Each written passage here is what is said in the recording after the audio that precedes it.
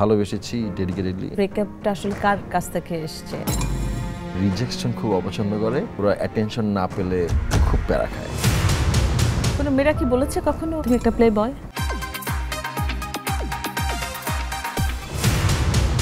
আপনার প্রথম প্রেমে পড়ার গল্পটা কেমন ছিল?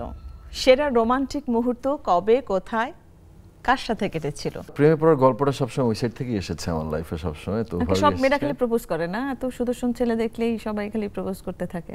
আপনি প্রপোজ করেননি কাউকে? জীবনও না। আর হয়ে যায় এগুলা, মানে খোঁজার কিছু নাই, হয়ে যায় ওয়ান অফ দোজ মোমেন্টস। আর মানে ঘোরাফেরা করে না, হয়ে যায়। না, ব্যাপারটা এরকম না।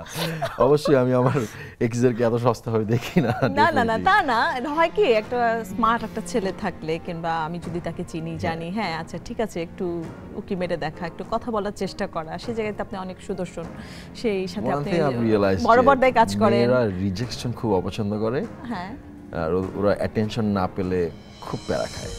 আচ্ছা, আসলে না, তো অ্যাটেনশন কি দেয়া হয়েছে? হ্যাঁ, যখন দিয়েছি তখন তো অ্যাটেনশন দিয়েছি ফুল। সেই গল্পটা একটু শুনি। প্রথম অ্যাটেনশন ঢাকা ইউনিভার্সিটিতে ছিলাম, আই থিংক সেকেন্ড ইয়ারের লাস্টের দিকে। আচ্ছা, আপনি ঢাকা ইউনিভার্সিটিতে পড়েছেন? পড়েছি, রাইট, পাবলিক অ্যাডমিনিস্ট্রেশনে। আচ্ছা।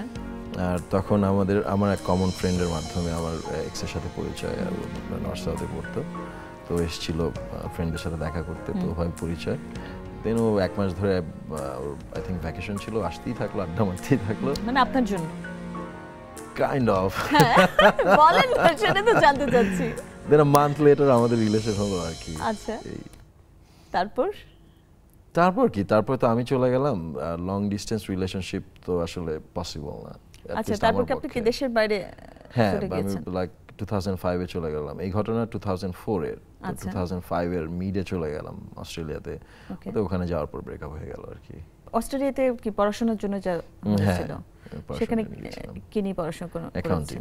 স্মরণীয় কোনো কিছু থাকে যে যেই প্রেমটার কথা শুনলে আর কি মনে হলে এখনো আপনার খুব একটু হাসিও পেতে পারে, কিংবা মনে হয় আর কি প্রায় সময়? প্রেম কাউকে ওভাবে আলাদা করে স্ট্যান্ডার্ড ভাবে মনে পড়ে না, কজ যেই চ্যাপ্টারটা I think that's my nature, যেই চ্যাপ্টারটা যেখানে ক্লোজ করি, ওই ক্লোজ করার পেছনে আমার কারণ থাকে, আমি নিজেকে ওই যুক্তিটা দিয়েই বের করে নিয়ে আসি। বাট আমার প্রতিটা রিলেশনশিপ অনেক সুন্দর ছিল, আমি প্রতিটা মানুষকে এখনো সম্মান করি। আর রিলেশনশিপ যাওয়ার পরে কি হয় জানেন, ওই মারামারির ওই মোমেন্টসগুলো আর মাথায় থাকে না, সো মনে পড়লো ওই সুন্দর মোমেন্টসই মনে পড়ে। It happens really. যদি ওই কমন কোনো কিছু চোখের লাগে তখন হয়তো ওই স্মৃতি আসে for fraction of seconds, that's about it. আর কি অধিকাংশ সময় আসলে রিজেক্ট করেছে কে? ব্রেকআপটা আসলে কার কাছ থেকে এসেছে? আপনার কাছ থেকে নাকি? আমার তো মনে হয় আপনার কাছ থেকে এসেছে। Had to. ভালোবাসতে পারি, আবার মানে কিছু জিনিস আছে আমাকে ট্রিগার করে, তখন আমি নিজেকে উইথড্র করতে পারি। সিরিয়াস প্রেম কটা ছিল? প্রতিজনের সাথে। সিরিয়াসনেস এরকম না যে বিয়ে করবো এরকম, মানে বিয়ের থট একদমই মানে অনেক পরের বিষয়। ভালোবেসেছি ডেডিকেটেডলি, হ্যাঁ, অলওয়েজ আই থিংক 7-8 এরকম। মাই গড, হতেই পারে এই কোয়ান্টিটি আপনার সাথে আসলে যায়। আমার অনেক বয়স। এবিএম সুমনকে কয়জন রিজেক্ট করেছে? এরকম এসেছে যে আমার খুব ছ্যাঁকা খাওয়ার ইচ্ছা হয়েছে, তো ছ্যাঁকা খাওয়ার মানে ইচ্ছা। ওটা এনজয় করেন না? না, ওই যে সিনেমা দেখলাম ছ্যাঁকা খেলে মানে অনেক ইমোশনাল জায়গাগুলো নাকি ট্রিগার করে, কষ্টের ইমোশনাল। ওটা কি অ্যাক্টিং এর জন্য? তখন কি অ্যাক্টিং এ এসেছিলেন? মাত্রই তখন একজনকে সাথে ঘুরে ফিরে আমার মনে হয়েছিল যে এর প্রেমে আমি পড়তে পারবো, এবং এই যদি আমাকে ছেড়ে চলে যায় কোনো একটা কারণে, জাস্ট ঠিকঠাক কারণে জাস্ট চলে গেল, তাহলে আমি মনে হয় ওই ছ্যাঁকাটা খাবো। আমি ওকে বলেছিলাম, বাট সে রাজি হয় না। বলছে যে তোমার সাথে প্রেম করলে তোমাকে তো ছ্যাঁকা দিতেই পারবো না, উল্টা দেখা যাবে যে আমি আটকাই গেছি। যেটা হয় আর কি, মেয়েরা চায় যে তার বয়ফ্রেন্ডটা একটু অনেক সুদর্শন হবে, দেখতে সুন্দর হবে, আর তাছাড়া বড় পর্দায় কাজ করলে তো কোনো কথাই নেই। না, ইটস নট অ্যাবাউট সুদর্শন, মানে মেয়েরা আসলে কি চায়, আপনি কি মনে করেন? পিস চায় সবাই, ছেলে হোক মেয়ে হোক। যদি চাই আমরা একটা মানুষের মানুষকে টাইম দিতে চাই, তাহলে পিসফুল টাইম চাই আমরা। যদি আমাদের মাইন্ড 10 জায়গায় না যায়, সো ওই ধরনের মাইন্ডসেট ডিফারেন্ট।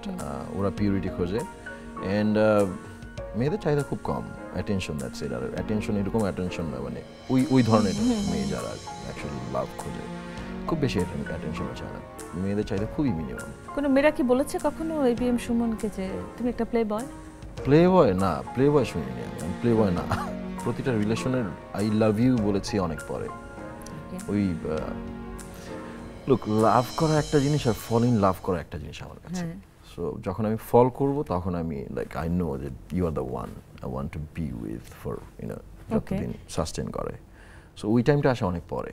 আপনি তো এখন বিবাহিত, আপনার বউ যিনি আর কি, সেখানে কি অ্যারেঞ্জ ম্যারেজ নাকি? না না, আমরা চিনে জেনে ওইটা কি সিরিয়াস প্রেম, একেবারে ফাইনালি সিরিয়াস প্রেম ছিল? আমাদের প্রেম হয়েছে অনেক বছর পরে, আমরা আসলে ইউজড টু হয়ে গিয়েছিলাম একটা সময়। ওকে। তো ওখান থেকে আন্ডারস্ট্যান্ডিং এর জায়গায় অল দ্যাট ফর্ম করে, তো suitable person for each other, ওই জায়গা থেকে আমাদের রিলেশন ফর্ম করা। সো ওইখান থেকে আস্তে আস্তে প্রেম, তারপর প্রেমের পরে তো এখন বেবি, আর এখন পুরো জিনিসটা লাইক ওয়ান ট্রি, একটা গাছ, তিনজন মিলে একটা গাছ। আচ্ছা, বাচ্চার বয়স কত হলো? 3.5। সুখে শান্তিতে বসবাস করিতে লাগিল আমাদের এবিএম সুমন। সুখ শান্তিতে সবসময় ছিলাম আলহামদুলিল্লাহ, আল্লাহ এটা সবসময় রেখেছেন আমাকে।